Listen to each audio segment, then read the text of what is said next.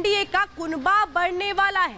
राज ठाकरे की एंट्री की चर्चाएं जोरों पर है, लेकिन एमएनएस का प्लान है क्या, ये आपको बताएंगे। जिस तरह से वो एनडीए के साथ शामिल होने जा रहे हैं, इसको लेकर जो एक अंदर की खबर है वो समझाएंगे। तो बात उत्तर प्रदेश की भी करेंगे। उत्तर प्रदेश में जो 25 नाम है उनको लेकर मोहर लग चुकी है। ये कहा जा रहा है कि जो समीकरण है वो बिठा लिए गए हैं। तो उत्तर प्रदेश में इन बचे हुए 25 नामों पे जिसपे बीजेपी चुनाव लड़ रही है, इसको लेकर क्या कुछ रणनीति है ये आपको बताएंगे। लेकिन उन खबरों की सबसे पहले आपको जानकारी देते हैं, पूरा विश्लेषण जिसको शो के दौरान हम बारीकी से आपको समझाने जा रहे हैं। तो अंदर की खबर में आज आपको बताने वाले वो पॉलिटिकल खबरें जो सिर्फ और सिर्फ सियासी नहीं है, बल्कि एक बहुत बड़ा मैसेज भी दे रही है चुनावों के पहले, क्योंकि तारीखों का ऐलान हो चुका है कि आखिर बढ़ना क्या है, स्ट्रैटेजी क्या है। चलिए जरा वो आपको मैं बताती हूँ। एक जिद लेकिन चाचा कैसे एग्जिट हो गए, ये आज आपको पूरा माजरा बताने वाले। दूसरी खबर जिस पर आज हम पूरा विश्लेषण करेंगे वो ये है 25 भी डन है, लेकिन 25 डन का फॉर्मूला क्या तय हुआ, योगी आदित्यनाथ ने वो कौन सा मंत्र है जो बताया,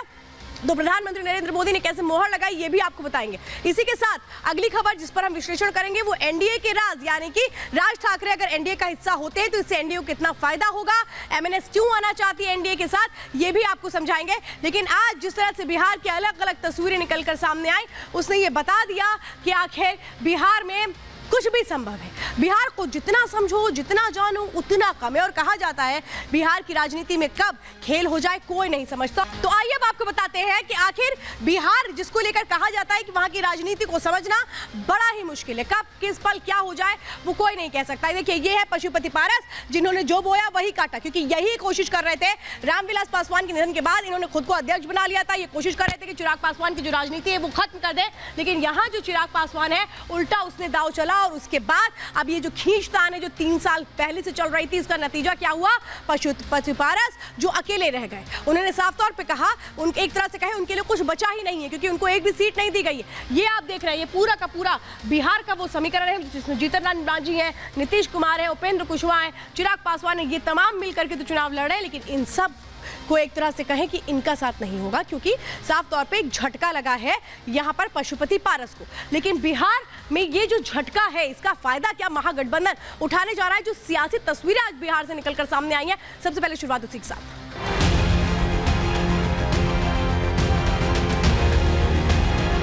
हमारे साथ नाइंसाफी हुई, इसलिए कैबिनेट मंत्री से मैं त्याग पत्र देता हूं। व्यक्ति बलवान नहीं होता, समय बलवान होता है, और मुझे लगता है कि समय ने आज जस्टिस किया है, न्याय किया है। इंडिया में तो ना इंसाफी होती ही है, अच्छा किया उन्होंने छोड़ दिया। हम तो सबसे पहले वेलकम करेंगे उनका। रास्ता खुला हुआ है, रास्ता किधर जाएगा, कहाँ जाएगा, तो सब वही बताएंगे। ये फूके हुए कारतूस हो गए, अब इनको आप दूसरे रूप में फ्यूज बल्ब भी कर सकते हैं। भारतीय जनता पार्टी एनडीए गठबंधन सबका सम्मान करती है और सबको अवसर देती है। न्याय नहीं हुआ, हमारा कुछ सुना नहीं गया, अनदेखी किया गया, इसलिए उन्होंने आज इस्तीफा कर दिया। महाराज जी को दूध की मक्खी की तरह इस्तेमाल किया और एक धारा को उठा करके सीधे साथ समुद्र पार भिजवा दिया। हम समझते हैं कि उनको एनडीए में रहना चाहिए। उनको जो अभी समझ में आ रहा है कि एनडीए के साथ हैं और एनडीए के साथ रहे। एनडीए में अभी सिर्फ फुटअव्वल होना बाकी है। महागठबंधन में सीट शेयरिंग का फार्मूला अंतिम दौर में है। एनडीए की सीट शेयरिंग कल हो गई, अब जिनका नहीं हो रहा है वो बताएं। भारतीय जनता पार्टी ने दोनों को अलग अलग ढंग से इस्तेमाल किया। तो आइए अब आपको बताते हैं कि कैसे नहले पर दहला मारा चिराग पासवान ने, और एक तरह से क्या कुछ कहा गया पशुपति पारस की ओर से जब उन्होंने अपना रेजिग्नेशन दिया, त्यागपत्र दे दिया। उन्होंने कहा मैं कैबिनेट मंत्री से त्यागपत्र देता हूं। इस पर क्या कहा गया चिराग पासवान की ओर से, कहा गया भाई गठबंधन में तो कुर्बानियां देनी होती हैं, तो आपको कुर्बानी दे देनी चाहिए थी, इसमें क्या दिक्कत है। ये कह रहे हैं पशुपति पारस, मेरे और मेरी पार्टी के साथ नाइंसाफी हुई है। लेकिन वो दिन याद दिलाते हैं चिराग पासवान कि कैसे उनके साथ भी नाइंसाफी हुई थी। वो साफ तौर पे ये बात कह रहे हैं कि भाई गठबंधन में तो हमें कुछ सोचना भी पड़ता है, एलजेपी और जेडीयू ने भी अपनी एक सीटें कम कर दी हैं, तो इसमें नाइंसाफी की तो कोई बात ही नहीं है। एनडीए के साथ पूरी वफादारी के साथ रहा हूं, ये वो कह रहे हैं। लेकिन वफादारी अपने घर के प्रति क्यों नहीं दिखाई थी, उसकी याद दिला रहे हैं चिराग पासवान। समय ने ताकत दिखा दी है, न्याय की जीत हुई है। वो ये कह रहे हैं कि न्याय की जीत हुई है, वो न्याय जिसका इंतजार चिराग पासवान कर रहे थे। पार्टी नेताओं से बात करके फैसला लूंगा, इसके बाद भी एक तरह से कहें कि पशुपति पारस अभी भी एक राह दिखाते हुए नजर आते हैं कि भाई नहीं, पार्टी के लोग मेरे लिए बड़ी अहमियत रखते हैं। इसके बाद याद दिला रहे चिराग पासवान कि पिता के बाद चाचा के घर के मुखिया तो आप थे, आपकी जिम्मेदारी थी घर को, पार्टी को एकजुट करने की, लेकिन आपने तो खेल कर दिया। ये तमाम वो चीजें जो इस वक्त खींचतान के तौर पर देखने को मिल रही है, लेकिन आज की ये खींचतान नहीं है, बल्कि ये खींचतान पुरानी है। अब आप समझिए ये जो पूरी खींचतान की कहानी है, ये कहां से शुरू हुई थी, ये मैं आपको बता देती हूँ, क्योंकि आप ही समझ होंगे लोकसभा चुनावों में ऐसा हुआ, एक सीट नहीं मिली इसलिए नाराज हो गए पशुपति पारस, बल्कि ऐसा था ही नहीं। ये जो पूरी खेल की कहानी है, ये 3 साल पहले उस वक्त शुरू हुई जब रामविलास पासवान का निधन हुआ। उसके बाद से चाचा भतीजे के बीच जबरदस्त जंग हो गई, इतनी जंग हो गई कि दोनों ने अलग अलग पार्टियां ही कर ली। रामविलास पासवान के निधन के बाद एक तरह से कहें पूरी जिम्मेदारी पार्टी को एक करने की किसकी कंधों पर थी? पशुपति पारस की। लेकिन पशुपति पारस ने चिराग पासवान को किनारे करके खुद को ही पार्टी का राष्ट्रीय अध्यक्ष घोषित कर दिया, बिना किसी से कुछ कहे हुए, 5 सांसदों को अपने साथ लेकर के। उन्होंने साफ तौर पर यह बात कही कि मैं ही हूँ राजनीतिक वारिस, चिराग पासवान तो सिर्फ संपत्ति के हकदार है, राजनीतिक वारिस तो रामविलास पासवान का सिर्फ मैं हूं, वो ये बता रहे हैं। चिराग को पार्टी में साइडलाइन करने की पूरी कोशिश की गई 3 साल पहले पशुपति पारस की ओर से। चिराग ने चाचा को इसके बाद पार्टी से निष्कासित कर दिया था। हाजीपुर सीट को लेकर के क्यों खेल बिगड़ा? इसीलिए बिगड़ा क्योंकि पशुपति पारस ये कहते हैं कि नहीं, ये तो रामविलास पासवान की सीट थी, हक तो मेरा ही है। कैसे हक जता रहे हैं ये चिराग पासवान, और फिर इसी के बाद यहां से वो लड़ाई शुरू हुई है जो देखने को मिल रही है अब हर तरफ, और ये बता रहे हैं कि बिहार में किस तरह से एक बड़ा खेल हो रहा है। लेकिन बिहार का ये जो खेल है, ये क्या एक तरह से कहें कि एनडीए के लिए फायदेमंद होगा, महागठबंधन के लिए फायदेमंद होगा, क्या होगा ये तो 4 जून को पता लगेगा। लेकिन अभी फिलहाल जो तस्वीरें, जुड़ी रिपोर्ट देखिए।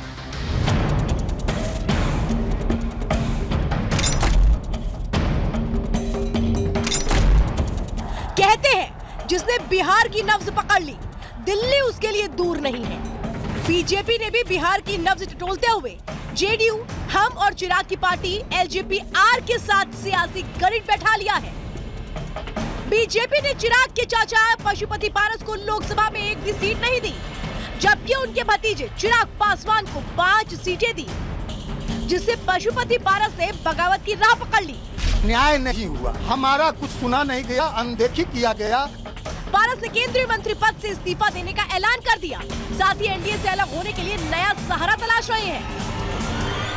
मैंने बहुत ईमानदारी, बहुत लगन से, वफादारी से मैंने एनडीए की सेवा की।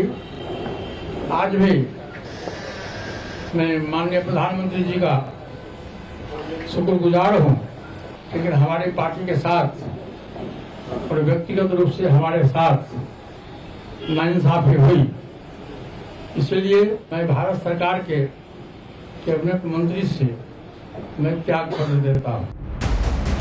पशुपति पारस के बगावती सुर को देखते हुए एनडीए की तरफ से उन्हें मनाने की कोशिशें हो रही हैं। बिहार बीजेपी सहित एनडीए के कई दिग्गज उन्हें एनडीए का हिस्सा बने रहने के लिए मना कर रहे हैं। अवसर बदलता है, मिलता है, सम्मान सबका होगा, इसमें कहीं प्रॉब्लम नहीं है। देश के प्रधानमंत्री नरेंद्र मोदी जी सबको लेके चलते हैं और सभी सहयोगों को उचित सम्मान उचित समय पर देते हैं। माननीय पशुपति पारस जी एनडीए के एक अभिभावक के तौर पर थे, सम्मानित नेता हैं, और हम समझते हैं कि उनको एनडीए में रहना चाहिए।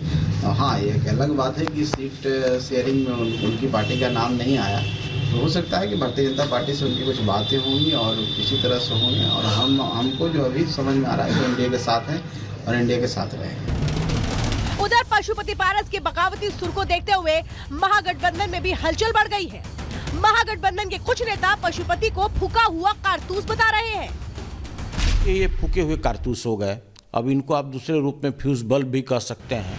अब तो इनके हाथ में चंपरास का डब्बा दिख रहा है, लेकिन उसमें कोई चंपरास वगैरह है नहीं। तो कुछ नेता उन्हें लॉलीपॉप दिखा रहे हैं।